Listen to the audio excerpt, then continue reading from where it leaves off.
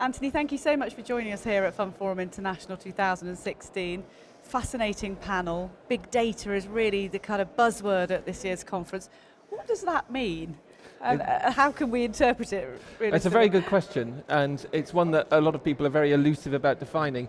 I'll tell you what it isn't. Big data is not just about having a lot of data. It's having data from different sources that maybe are of different formats. So some might be numerical, some might be text, some might be pictures, some might be sampled daily, some might be monthly. All these different sources of data.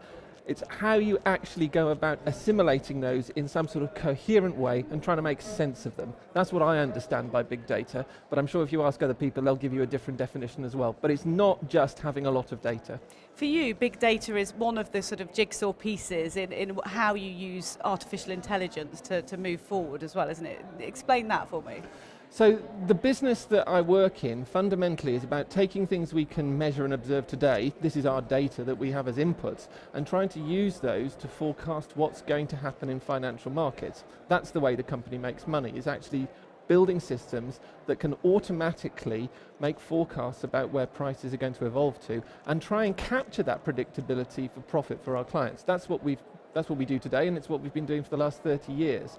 Now, what's happened differently over the more recent times is the amount of data that's available to you has exploded, and alongside that, the range of models and techniques that you need to adopt to actually make sense of that data, that's also matured as well, and that's because of breakthroughs that have happened in a whole range of academic disciplines, from statistics and mathematics and engineering and computer science.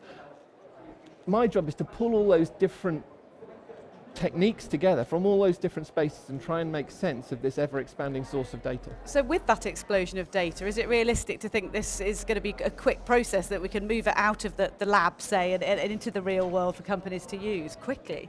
So we internally, that is what we do, and I can't really tell you about how the rest of the investment arena does this, but the way we do it internally is we have systems that we work on in research, so there's no trading involved.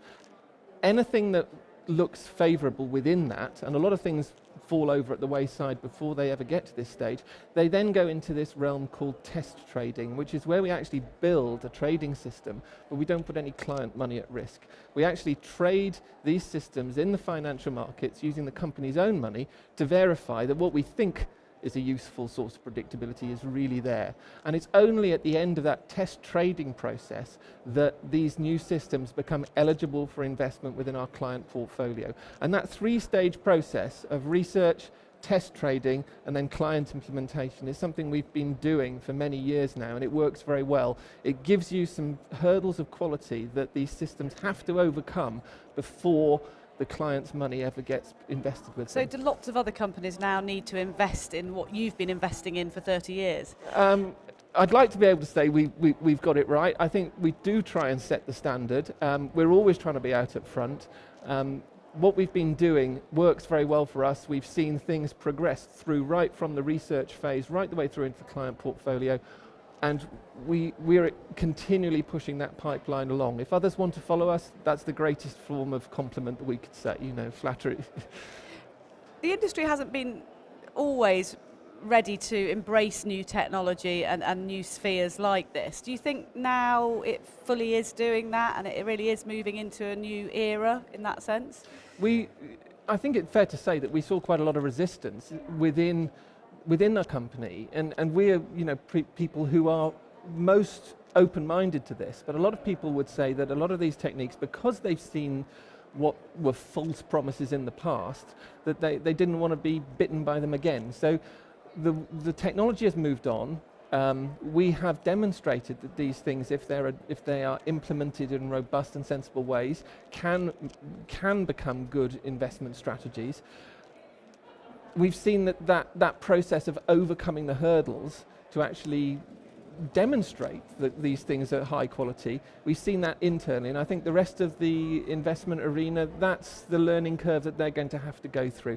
I'm pleased to say we're actually at the front of that, having been doing it now for several years and seen success with it. But the fact that we saw success was one of the things that was instrumental in changing people's perceptions within the company. We still need to be meticulous in doing the research. We still need to properly scrutinize these things. But the reality of the track record we've seen is that if you do this job well, these things can and should form a proper part of your investment portfolio. Indeed, because that has been the question that everyone's asked. How can you do this in what is an unpredictable sphere? But you've proved that it is possible. Well, that's right.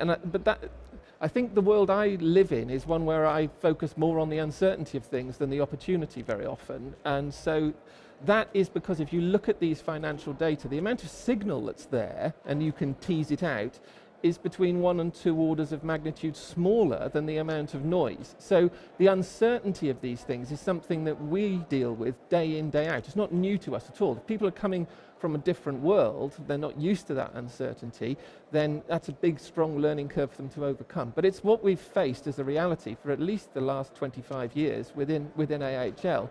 And that has some very profound impacts on how you design your portfolio. If you understand the uncertainty in it, it stops you taking large concentrated positions in any small group of markets or models. The rational way to run your portfolio is to spread your risk out across very many markets. That's why we trade hundreds of markets simultaneously in our portfolio, and we still need to do it for long time horizons. And that's because it is a very, very subtle thing that we're trying to capture. You need to actually scale across multiple markets and do it for a very long period of time, the orders of years, before this very elusive effect in any individual market can be distilled into something that looks like an investable product by the community. Is that a hard sell to a modern customer who's very demanding and expects things now?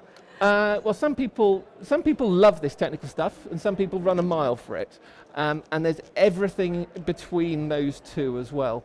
What we find is that as the amount of sophistication of what the industry is doing, as that creeps up, so does the expectation and the understanding of the clients that we talk to. But it will always be the case that some clients will talk to us and think, we don't want a piece of that, thank you very much. And that's absolutely fine. My job is not to persuade people that I'm right and they're wrong. My job is to explain what we do. And if people can make an informed choice, whether it suits them or doesn't suit them, I'm happy. I'm not trying to actually tell them this is the one true way of doing it. It's not. We have these silly debates sometimes as to whether quantitative modelling or discretionary fund management is best. That's a totally pointless discussion. They're just different. And if you want to have your diversified portfolio, really you should be open-minded to both.